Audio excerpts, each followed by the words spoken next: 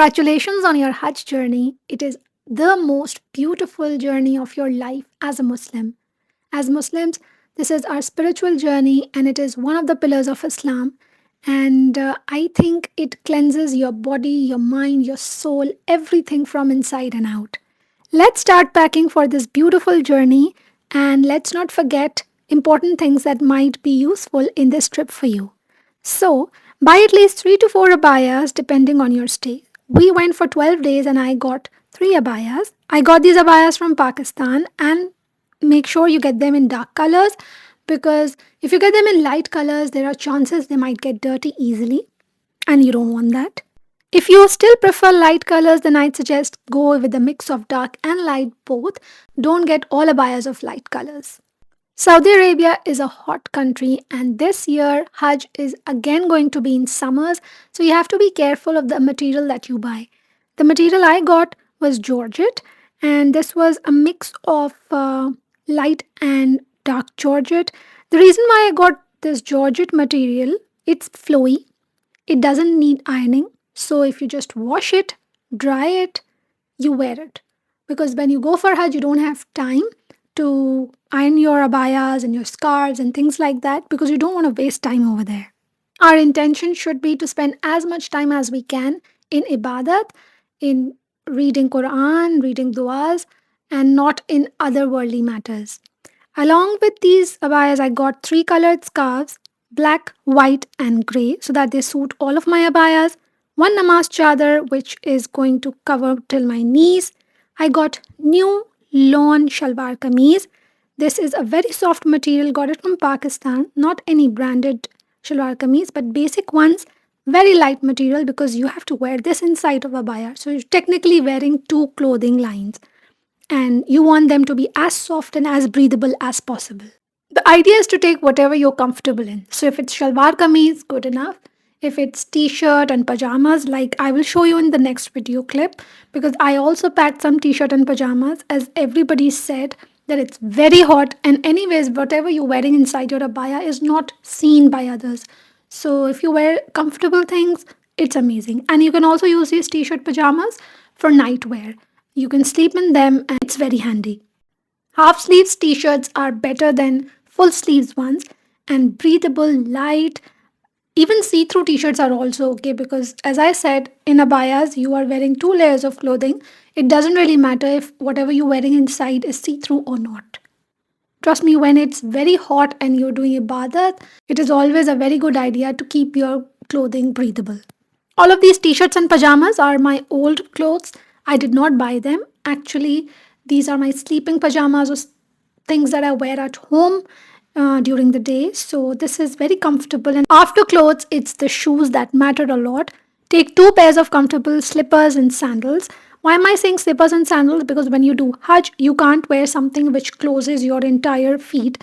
I mean, there are exceptions in some fiqh for women, but for men, they have to wear slippers or sandals.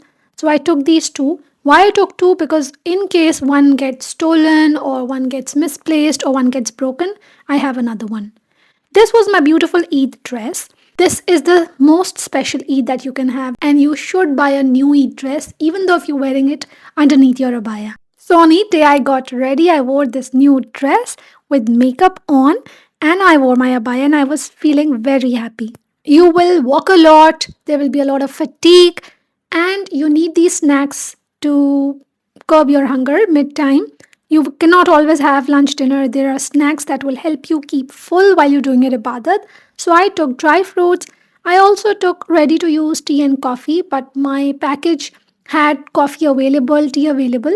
If you don't have that facility, then these 3-in-1 sachets are lifesavers. A neck fan because it's very hot. Hajj is in summers. Oh my god, it is very, very hot. Unscented toiletries. Now, a soap, a shower gel can work as good. This was a shower gel. It's unscented. I used it. I did not take the entire bottle. I brought these disposable containers and I filled them with shower gel and face wash, and that's how I used it during my trip. I was there for 12 days, so I managed it fine. Although it's hot, but Saudi Arabia is very dry, you need a good body lotion. Again, unscented is better. A sunblock, you need it. unscented, take any child brand, kids brand, or this one. 3 pairs of socks, you can even take one or two depending on your use. One toothpaste, one miswak as well. Now, medicine is very important because you go there, you travel, there are so many people from around the world, you are bound to get ill. So, painkillers, Panadol, strepsils, very important, Vicks, band aids, eye drops, ORS sachets, or electrolytes because you will sweat a lot, so you need them in your water bottle all the time. So, more than water, it's important that you fill your water bottle with electrolytes. A period delaying medicine if your period is due and you're scared that you might get periods while you are on your Umrah or Hajj. So, you need to take them, start taking them before you reach Makkah. Vitamin D capsules not essential, but it's okay if you get leg pain, carry them. This is another electrolyte that I took. Some more band-aids, and then also a thermometer. You can easily check your temperature. This one is an electric one. You just put it on your forehead and you get the readings. Take any small diary, small notebook in which you write down all your duas because when you go in front of the Kaaba, you forget all of them. So I took this notebook and I wrote down all the duas, so it was very easy for me to pray to Allah and make all the duas that I wanted to make. A good quality power bank which can charge your mobile phones because can be out of the day most of the time and you do not have an access to charger. Sewing kit, this is not mandatory, but it really helps if you have some accident and you can stitch it. Most importantly, your documents. Don't keep them in your luggage, keep them in your handbag and your hand carry. And some dua books, some books related to Hajj, how to perform Hajj, how to perform Umrah, because these help you a lot. They actually helped me. Hope you have a blissful and a beautiful journey. I'm so excited for you. If you're going for Hajj or Umrah, let me know in the comment section below and let me know what have you packed. Allah Hafiz.